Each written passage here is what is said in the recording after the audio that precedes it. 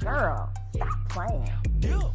Welcome back to another episode of the Girl Stop Playing podcast. I'm your host, Koereyelle, and y'all already know that I am here to encourage you to stop playing with your potential and start working for what you want in life and in love.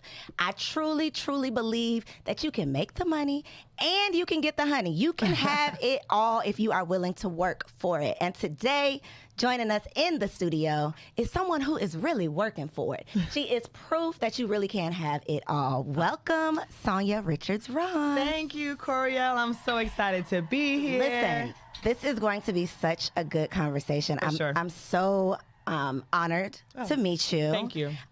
You know, some people might be late to the party. They might be finding out about you now because Right. of your new ventures. Right. But here at the Girl Stop Playing podcast, we are very familiar, but we want to put some respect on your name for the Thank people you. who may not be familiar. So give yourself a proper introduction. Sure. So I am Sonya Richards-Ross. I am a 4-time Olympic gold medalist in track and field.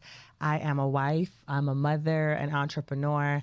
I am still a Nike brand ambassador, and I also work with NBC as a sports analyst. And I mentioned I'm an entrepreneur, so I have an organization called Mommy Nation that I'm very passionate about. And the newest peach on the Real Housewives of Atlanta. Come on, newest peach. So let's start there. I want to start there and then kind of work backwards because my biggest question is what made you say, okay, this is the next opportunity, like the next thing that I want to try out? So I think for me, I'm a girl who believes you say yes to life.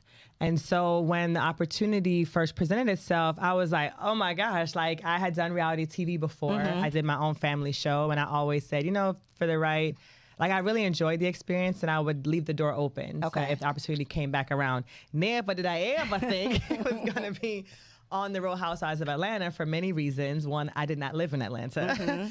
But, you know, I was like, wow, like, you know, so I'm that girl. I'm like, I'll try it. Like, I like doing things. Like, I feel like my heart's beating out of my chest. Yeah. Like, you know, like, how will this stretch me and stuff? And to be very honest, like, I feel like I really admire the franchises. I love how they allow so many different women and different races of women to be displayed on television. And I think that the women on the show are really great entrepreneurs and business women. So, you know, I thought this would be a great opportunity, crossover for me to meet, you know, and be exposed to new people. And I think it is what you make it, right? Yes. Like the opportunity is what you make it. So I was excited to join the cast. So you weren't even a little nervous?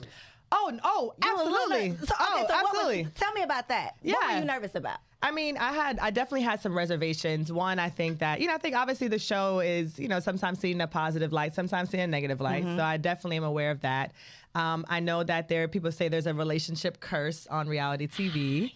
But, you know, I feel like I built a very strong foundation with my very fine husband. Come on, foundation. And so I felt really confident about that. And then obviously to join a group of women who it's 14 years that they've been on this show. Many of them have been on for 10 plus years. They already have established relationships. It's like, how do you come in, be fully authentically you, trying to build relationships? So, I had a lot of nerves and I was very thoughtful about it. But like I said, I like trying new things. You know, I loved being the first. I'm the first Olympian, first Jamaican on the cast. So yeah, you know, I kind of just jump and I just let, you know, see where I land. I love it. And it's been fun watching you. Oh, thank you.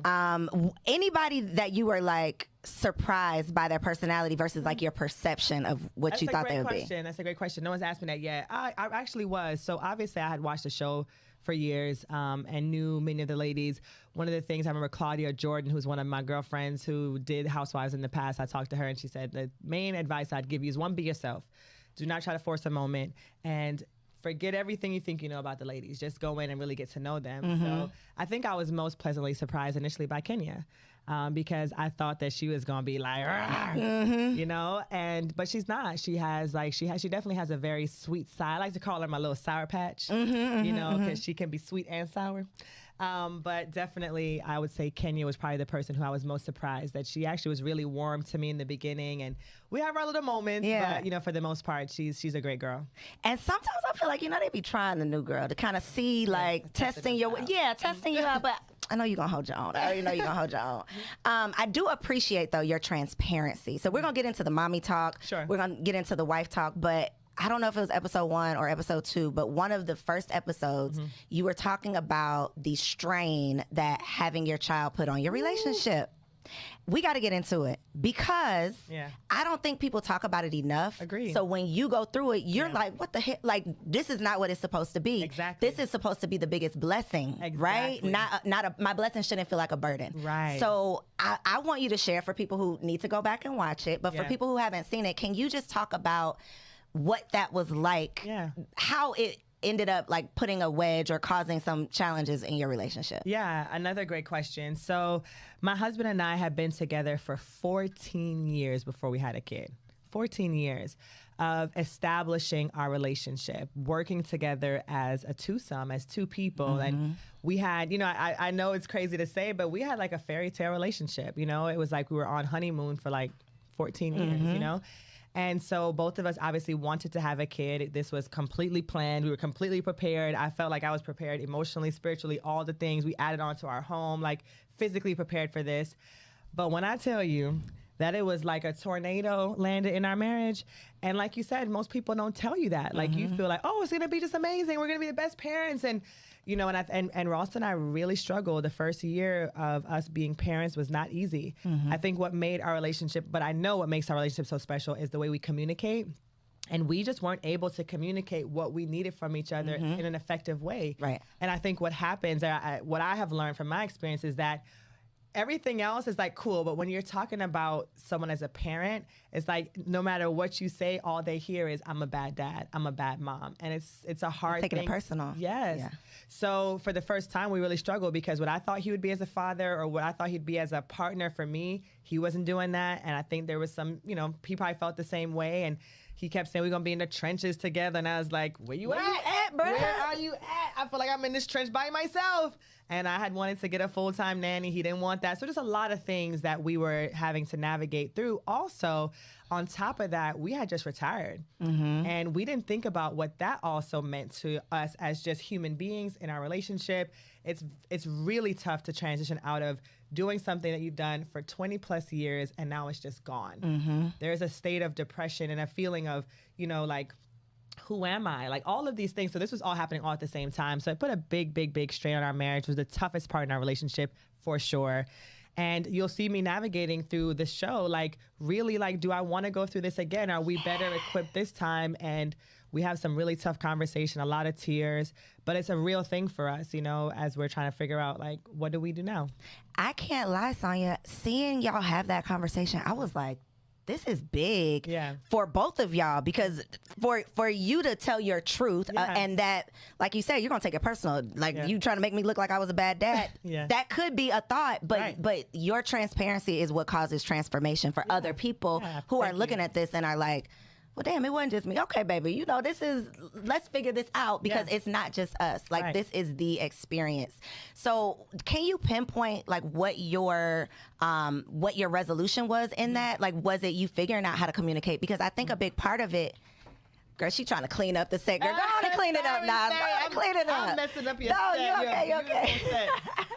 I think part of why you can't communicate what you need is because you don't know what you need. Like it changes, it evolves. Yes, everything changes, and like you said, you could be as prepared as you think. Like you can take all the classes, you can have the village, you can have all of the things, and it's not enough. Right, it's not enough. So, what was that thing, or the communication, or that point where you were able to kind of work through it? Yeah, so it took us some time, and I think ultimately for us, we kind of went back to the thing that I feel has made our marriage so strong is we just finally were able to have a conversation or conversations that led us to a place where I felt like he was really able to hear me and I was able to hear him and we were able to get on the same page.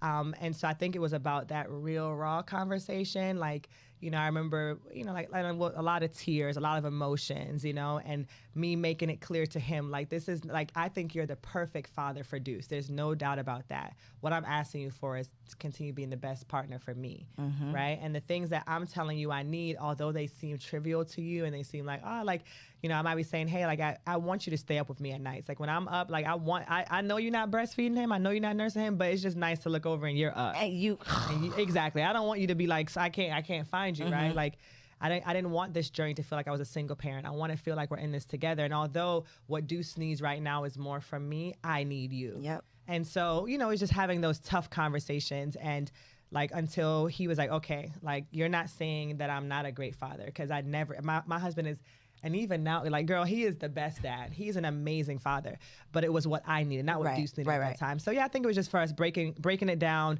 getting raw, getting past the hurt and whatever we were feeling, and then getting back to that, you know, deep connection and love that we had. I think what you said about like the honeymoon, you know, being able to get up and rip and run and do all of the things, it really is like nothing is the same anymore once this baby, like nothing's the same. So you going through that personally, but then trying to go through it with somebody else and still trying to stay together and love each other and be happy, I think is definitely a challenge, but you can obviously get through it. You can get through it. Can you get to it though? So are y'all thinking about having number 2? You'll see on the show. I can't. Listen, this is, you got to watch. Like, she said we ain't getting no exclusives up in here, No exclusives yet. When we get closer, but the thing that I appreciate you even saying to Koereyelle is, like, when the thing I loved about Housewives is that they never, and I kept telling my husband when he was nervous about, like, are they going to want you? I said, look, like, I'm very transparent on my social media. People know what I give. So if they're coming to me, they want what we give. Right. And through the process, there was never any hint of like, you got to do this or do that. And they were like, what are y'all really going through right now? And we told them, it's like, we're really struggling about having a second child. And they really leaned into our story. So I love it because it's a real thing we're going through. You're going to see us, you know, talking through it. And the roller coaster it's real through the show. So yeah, you got to watch it to see. So speaking of roller coasters, I'm telling you, so many things I was like, girl, because Deucey was cutting up at that little tea party. Girl, and they didn't even show the whole thing, girl. I can imagine what they chopped and screwed up out of there. Because and the whole time you like, Deucey, sit down. They kept cutting. We gonna go home. Everybody else acting right, and he like, I don't want to. So when he said that, did you almost fall out your chair? Listen, let me tell you why I almost fell out of my chair. Because I got a little future Deucey running around. How old's yours? He just turned 1. Okay. And he's acting 2. Okay. He's acting real 2-ish. That sounds about right. And I'm scared. I'm nervous all the time. Like, don't embarrass me. Seriously, like, oh, no, I can't come. Everybody like, bring it back. He's going to embarrass me. Exactly. We're not at that stage yet where I can reason with him. You know, he's going to embarrass me. How do you deal with this? Because you dealt with it on camera. Yeah. So if he cut up on camera, I feel like this is a thing. So this is the Deuce. Give me some advice. I can't help you. You just be embarrassed out here? No, so the thing about it is, and it's so funny, I feel like, I wrote a blog about this on Mommy Nation, right? The mom I thought I would be versus the mom I am, right? Like, and especially the auntie and godmother I was like the strictest. Like, I was like, my son gonna be like, live, like, you know, very militant. And he's like, no. And this kid, I guess God said, ha, that's what you thought was gonna happen? So the best advice I could give you, and I would give any mom, is I realize now that this too shall pass. They go through different phases, right? And you got to give yourself grace as a mom. Like, it's not going to be perfect. You're going to struggle. There are going to be times where he's going to embarrass you. But what I think is, like, you have to realize you're always raising him, and he's always learning. So in every moment, I think you're the adult, you just kind of got to breathe, and you got to try to speak on their level, right? Even at 1 or 2, you're telling them, hey, baby, this is not a crisis. Everything is okay. Mommy loves you. What do you need? How can I support you? But, you know, there's no perfect way. And it's like, you just do the best that you can in that moment. And I realize now, I used to be very judgy of moms. Like, I would see kids laid out on the floor, and I'd be like, ooh, what kind of... I'll never forget when I became that mom. I'm in the airport, my son was going crazy, and he laid out on the floor, and I said, just step over him, y'all. Like, he's happy, he's quiet. Stop! It makes you stop judging people. Oh, I don't judge nobody anymore. Girl, whatever you got to do. I'll be like, I'll dust his hair off and bathe him when he gets home, okay? But you're going to be fine. This too shall pass. I'm just going to be embarrassed. That's it. I'm just going to be embarrassed. He cute, y'all. Yeah, he cute. Yes, so that he gets away with, just step over. But family is such a huge thing for you. Yes. I love. Like, your parents are so cool. Thank you. They're so cool. Thank you. How the hell y'all live with 8 people under one roof? Because they can't be that cool. Or are they? Are they that cool? They are. Okay, so let's talk about this, right? So it's 9 of us in this house here in Atlanta. Okay. Well, 8 other people. You're right. I make 9. Gotcha, I make 9. Okay, yeah. So there are 8 other people. So this is what happened was, we lived in Texas, and we had 3 homes about 5 minutes apart. So we were always together. So when COVID happened, we were still living in Austin, and we were always at my mom's house. And so when I actually came to Atlanta first, I was doing a show with Will Packer called Central Lab. That's what brought me to Atlanta. Okay. And when I was here, I was like, oh my God, I love this place. Like, I could see us moving here. And so we hadn't decided if we were going to move or not yet. And then the housewives things, conversations about that. And I was like, okay, this is a sign. We should maybe move, all this stuff. So when I was making the plans to move, I said to my mom, because my sister was also thinking about moving to Dallas. And my mom always said if we left Austin, she was going to go back to Florida. That's where her sister and brothers are, and like most of her friends. So I said, well, guys, before you guys move and we split up the gang, how about y'all try Atlanta? I think it's a beautiful city. My sister wanted more diversity. That's why she didn't move to Dallas. I said, Atlanta offers that. And my mom and dad are just like crazy. So I was like, y'all just need us. Yeah. So, so I say I was crazy for asking, but they were even crazier for doing it. And so we decided, they said they would come. I said, let's get a big enough house. We'll live in, instead of us buying 3 houses, y'all don't know if y'all want to move here yet. We'll get one big house. We had practice during COVID. We're always together. And then, we can decide in a year or two if you guys want to stay. So ironically, it happened the same time that, I'm now filming this show. We have not lived together since I was in high school. And so it brings really interesting dynamics for the show as well, because some days we're perfect and some days we want to kill each other. Some days it's a pate problem. Some days we have pate problems. I got a patois problem.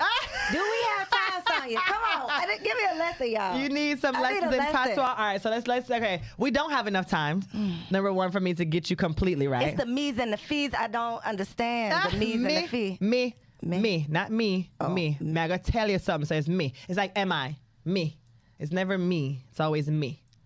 I'm sorry, that sounds like the same exact thing. Does it? Yeah. It's like, think of it like M-I, like me. Versus me. Yes. Okay. A me. Me not gonna tell you again. Me not gonna tell you again. Me not gonna tell you again. I gotta do like that too. And when you talk Jamaican, you gotta. Me not gonna tell you again. You gotta put some stink on it. Me not gonna tell you again. Me not gonna tell you again. Almost. We'll keep. Okay, we'll keep. Next week I'm gonna have a whole thing turn up. Have it ready for you. The Jamaican influence though. Yeah. How do there's these I guess it's a stereotype, but I feel like stereotype is such a negative connotation. Right. But there's a stereotype like having African parents. What's the stereotype for Jamaican parents? Oh, that's a good question too. Well, I mean, one of the stereotypes about Jamaicans is that we got a lot of jobs, so I fit that stereotype. But Jamaican parents, I don't know. I think Jamaican parents are very traditional. Like growing up, I remember like I do it for my husband. Mom would cook for my husband. Well, I don't cook, but bring him his plate and kind of like that. Kind of like Jamaican women. I hate putting out like you say, stereotypes, and because I feel like it's also based on your family, your upbringing.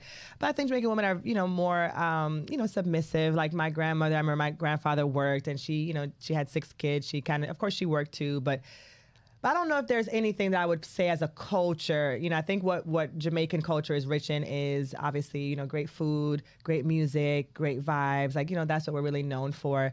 I know with, you think of African and Chinese parents, it's like, really education, real strict. I wouldn't say that that's like across the board the same way for Jamaican parents. I think it's probably based on households. Gotcha. So I don't want no Jamaicans that come for me. Right. So I'm going to just leave it at that. Me don't want no Jamaicans that come for me. Me no want no Jamaican not come from me. Exactly.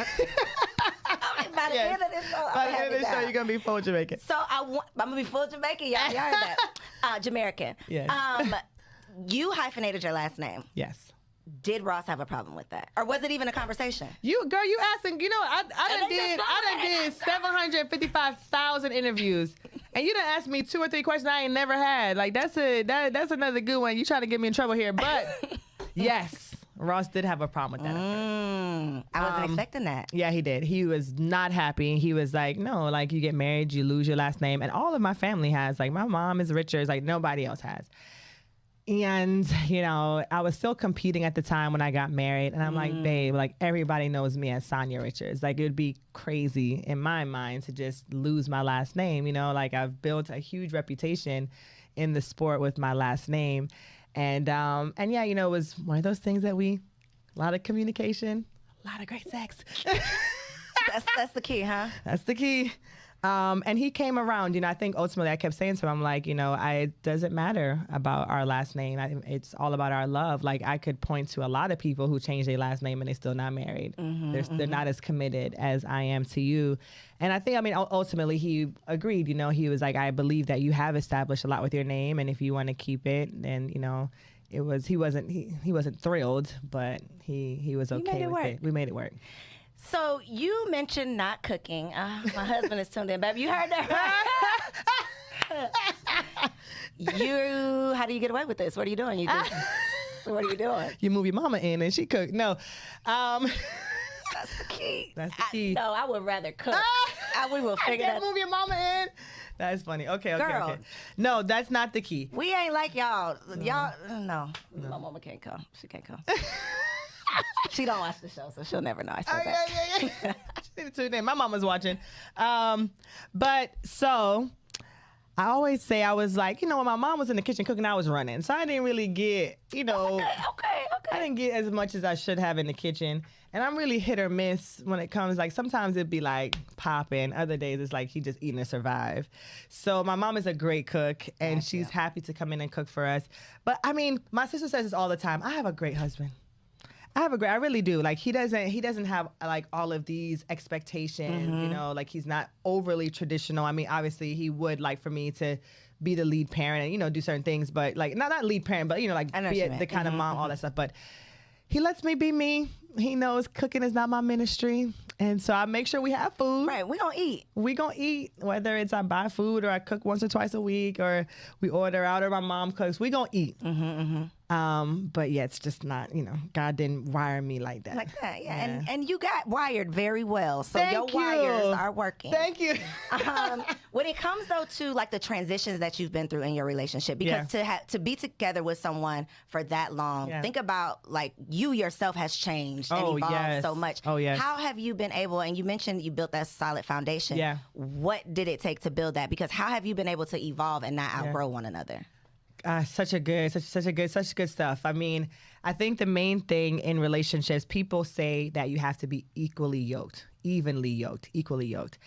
But people think that means like y'all got to be bringing the same amount of money and that's not the case. It's about at every point in your journey, checking in and being sure that you guys are still on the same path towards where you want to go.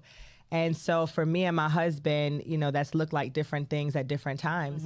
And I think especially in our society and in the way that Black men view themselves or are told to be, sometimes that can be challenging when seasons change, right?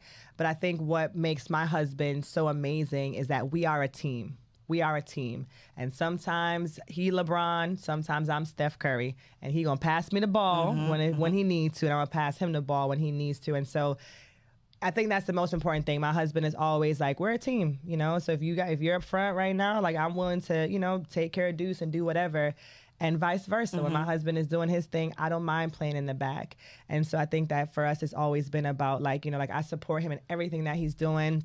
I love on him, I pull him along, and he does the same thing. He loves on me, supports me, pulls me along, and we just communicate. We communicate, baby. How are you feeling? What do you need? How can I be there for you? How can I support you? I'll drop what I'm doing if I feel like, he needs me, right? Like nothing is more important than our relationship. So even if I'm killing it, it's like, it doesn't matter if my husband is depressed or if he feels like he's not being loved on. Like those things don't matter because I want all this with him. So, I think it's very important that you really check in with your partner, like understand where they are as a human being right now. What do they need? And then try to provide those things for them. And obviously you can't do everything. You got to have God in the middle of your marriage. Like if he's not there, if that person is not connected to God, that's also, a recipe for disaster. But I think we just, we're always checking in at every stage. I feel like we've been, as close to equally yoked as we could be. Okay. So your husband is also an athlete. Yes.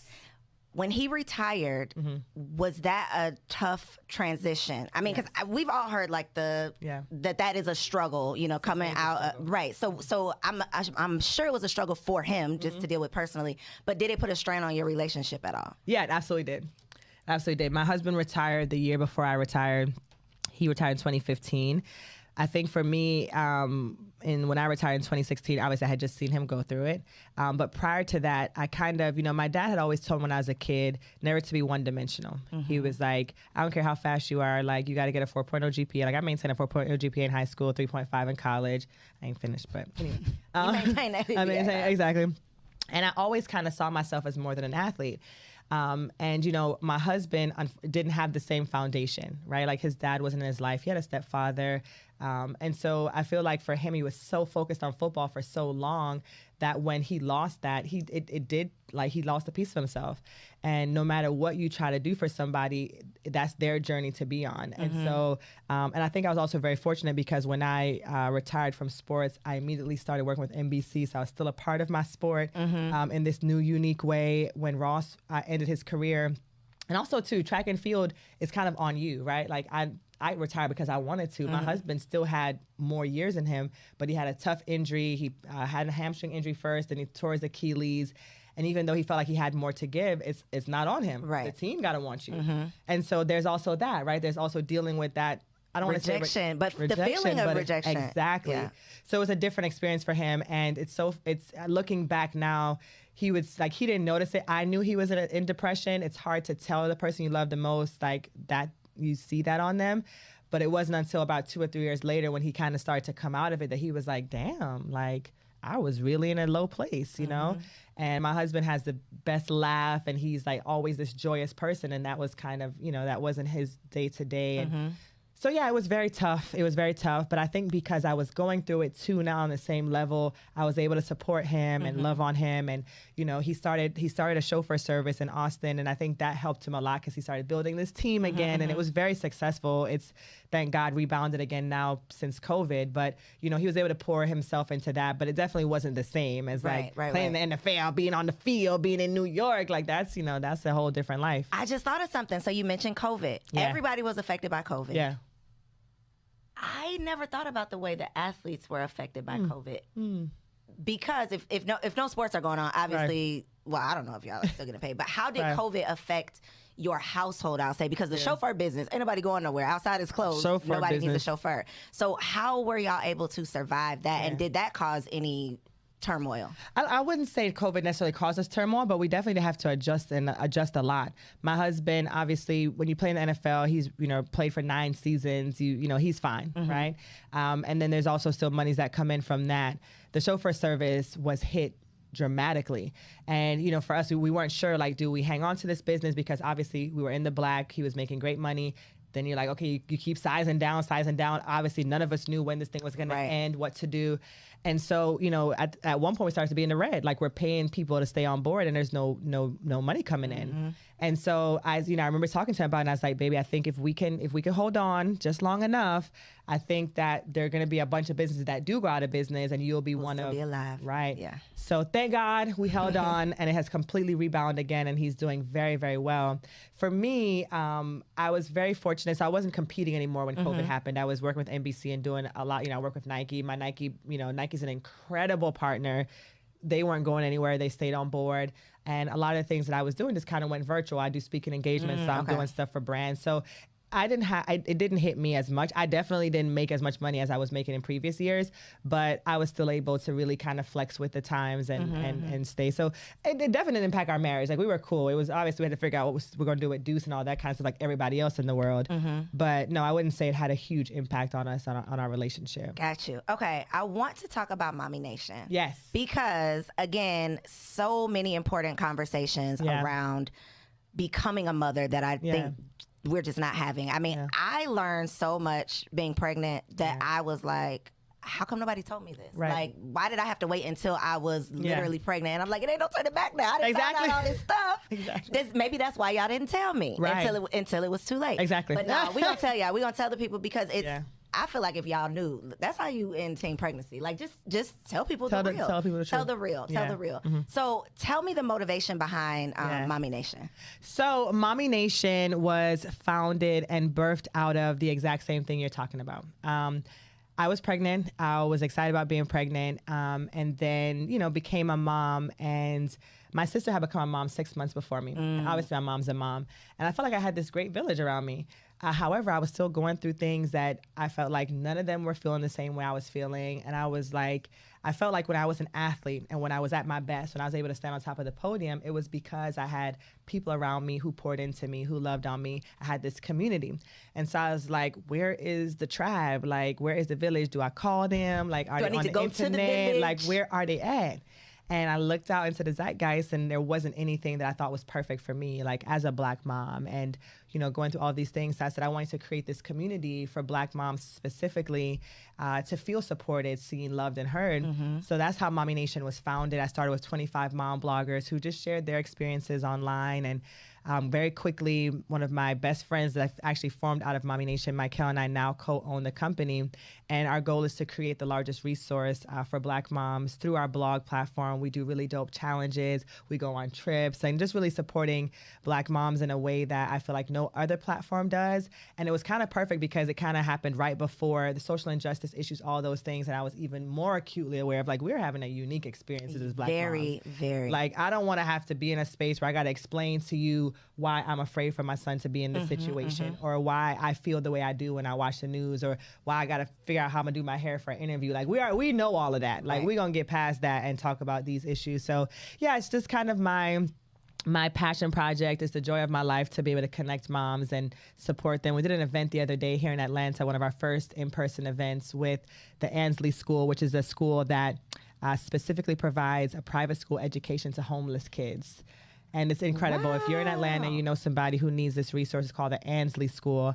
And we were able to connect with their moms, about 25 moms. And girl, when I tell you, like, invite me to the next one. Was it like a community service project? Well, this was our first time doing an in-person project. So like I said, Mommy Nation has grown far beyond my wildest dreams. Like, I thought it was going to be a blog resource, right? We're going to create, like, I want women, write your stories. Like you say, you don't know about this stuff till it's too late. Tell your story, write it down so another mom may not go through that same thing. That's where we started. Then we did these challenges that have grown tremendously. Nike full-time supports and sponsors that. We've done a retreat with moms. And now our goal, we started our 501c3. We have a community. It's called Mommy Nation Gives. And this is our first initiative to, like, go and, like, how can we connect with Black moms who are really suffering in our communities? Yeah. These women we have one mom who has 10 children, 9 living, and they were in a homeless shelter. And now this Ansley School has provided her a resource for her children to get a private school education for free. That's amazing. So, just I can't believe I never heard of that. Yeah, I had never heard of it either. And so for me, I'm like, hey, I want to scream this from the mountaintops, because obviously homelessness affects minorities. And in Atlanta, it's crazy. Yeah, so yeah, just trying to do great things in this space and really help Black moms in every way that I can. Yes, so we know all the scary statistics when it comes to, being a Black woman, period, and stepping foot into a hospital, period. But trying to do it to bring a life into this world, it's even more dangerous and scary. Yeah. But May is Mental Health Awareness Month, so I want to talk about postpartum depression, postpartum anxiety. Yeah. Your take, your experience, your tips, your strategy, anything. Yeah, so we have a bunch of resources. So the best thing is we started working with the university there in New York. Their name of the university slips my mind, but we have some incredible scholars who have been writing for us now and provide resources. And they're doing some stuff for us specifically around mental health for this month. So we'll have even more resources on our platform to help moms. But it's real. Postpartum depression and anxiety, all those things are very real. And I think that there are so many ways that, one, connecting obviously with other moms, but obviously there are other resources out there for women to be able to talk to psychologists or people to really help them to navigate what they're feeling, to be able to be the best moms to their children that they could be. But, I would say ultimately, the best advice I could give is, and God willing, women have resources around them and villages where they can get help. It's okay to ask for help. It's okay to take a couple of days away from your children to be able to pour into yourself. I think a lot of times what I see when we're in community is that moms get so lost in their motherhood journey that they lose themselves and they don't have the joy, they don't have that excitement for life to be able to even give to their kids. And I think it's okay for us to recharge as mothers, to take some time, to step away and fill your cup so you can pour into your children. But, mental health is, important for everybody. We've been seeing that on every level in athletes, but specifically for moms, I think it's even more crucial. So, log on to the site, check out the resources we have, and just, like I said, do what you need to do as a mother to be able to show up wholly in the experience. And I think I love that. I think part of it though is what we think. I literally just put up a video on my Instagram about like what I thought postpartum depression was. Like I had seen it on TV. I literally think it was like Law and Order SVU. Right. Like seriously, that was what I thought postpartum was. Right. That's not me. It's not it. Yeah. That's not me. Right. I don't ever have to worry about that because why would that be my experience? Right. And even though what I saw on TV was not my experience, there were sprinkle, you know, like I think everybody has something. Yes, for sure. Even the anxiety. Even like the anxiety. bringing home this little being that is your responsibility. Absolutely. Are you still breathing? Like the anxiety that comes along with it can send you, you know, into a spiral. Yeah. So having those resources and having community, I think is so important. Yeah. And then being willing to ask for help, like you said, because we can expect, you know, like people like me who thought they was like number one TT. Yeah. Like, girl, I got this. Me too. I've been a TT my whole life. Like, I got this. I ain't got it. I ain't got it. And I didn't even know that I, you know, like, I don't even know that I don't got it. I ain't got it so much. Yeah. And especially when you're like a high performing woman or a woman that's used to having it or used to being able to figure things out. This is one of those things. It don't matter what your degrees are in. It doesn't matter. Nothing matters. This is such a new transformation that you just can't be prepared for it. So what you're doing with Mommy Nation is just so critical. Please let them know where they can find out more information about it. Yeah, so you can definitely go to our website. It's mommy, nation.com.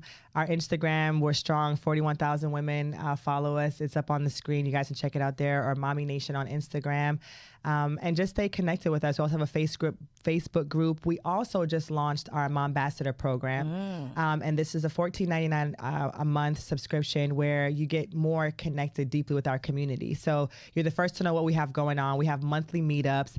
We had Ronnie Brown on last month. Oh my God. She was amazing. Ronnie Brown, she's an expert. She has a book called From Mopping Floors to Making Millions on Instagram. And what I love about exposing our mommies to women like that is, maybe you're not trying to be an Instagram influencer, but there is something that you want to do. And she talked about discipline, all of those things. This month we have Monietta Shaw Carter coming on. She's a friend of the show, also on Real Housewives, and she obviously is navigating being a step parent with Neo, who she has two kids with. So a lot of our moms in our community are single moms who are in a relationship now. And it's like, how do you make sure that you're having a healthy co-parenting situation? So you get those things if you're a part of our Mombassador programs. Really cool discounts. We have brands that will give us stuff that we first give to our Mombassador. So, obviously most of our resources are free, but we want to connect even more deeply with you. And so for $14.99 a month, you get to be a part of kind of that exclusive community on Mommy Nation. I love it. Okay, I got one last question though, Sonya. Yes, tell me the question. How you gonna be Jamaican and you ain't run for Jamaica?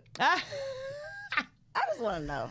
You didn't ever think about it, consider? No, I did. So, my history, my story is bad, Sonya. And I consider I'm a part of that, right? I'm a Jamaican. I have that. I'm a part of that legacy too. Yes. But growing up, so I moved from Jamaica when I was 12 and migrated to the States. I went to South Florida. And I'll never forget my first experience to be a part of one of the teams, Team USA or Team Jamaica, was when I was 16. So I was dominating track, and this woman comes up to me and she says, you should join the team. There's the World Juniors coming up this year. I didn't know about it, didn't know anything about it. I was like, of course I want to go. I want to be a part of that. So I go down to sign up, and she's like, she needs my passport. So I'm like, oh, Mom, just, give her the passport. She's like, you ain't got no American passport. I said, what? Why they ain't got no American passport? She's like, nah, girl, you're Jamaican.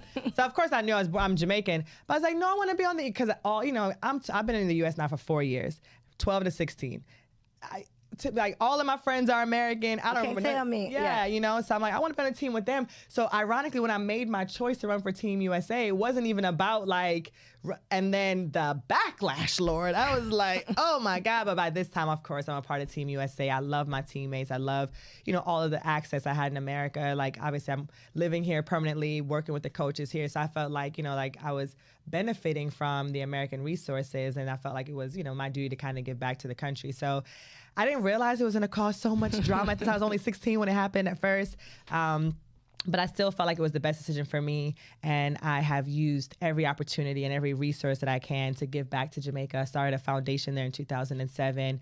We helped over 700 kids learn to read on their grade level. USAID, an organization here, gave us $30,000 to grow that program. I take the girls to Jamaica on Housewives. I did an iFit program. So everything that I've been able to do, I've never forgotten where I come from. And I have a lot of love for Jamaica. And I in every way, I feel like I represent both countries. But, it started off like when I was younger, and I just, stayed with it. Yeah. All right. I was just a little curious. Yes. Y'all, was this good or was this good? Are we done already? How long? It's been 30 days. You haven't fun. questions, but we'll save that for part 2. We'll Okay. save that for part 2. All right. But I hope y'all have enjoyed this conversation. It was good. It was juicy, but it was full of so many gems. Now, for those of y'all who are trying to make the money, you like, girl, I want the honey, but I need to make the money. One of the questions that I get asked all the time is, what business should I start? I need a new stream of income. What should I do? So I created a super quick, super free quiz for you to figure out what side hustle you should start. All you got to do is click the link in my Instagram bio at Koereyelle to take that quiz right now so you can turn your skills into a new stream. Make sure you follow, subscribe, comment, like, and share with a friend. And if you have not caught up to all 15 episodes of Girl Stop Playing, girl, stop playing. Me no come for you. Give me some. Hey, I hope you enjoyed that video. This channel is all about encouraging you to stop playing with your potential and start working for what you want in life and in love. So make sure you hit that subscribe button so that you'll be notified when the next video drops. And comment below and let me know what you want to see on the next video. Peace out.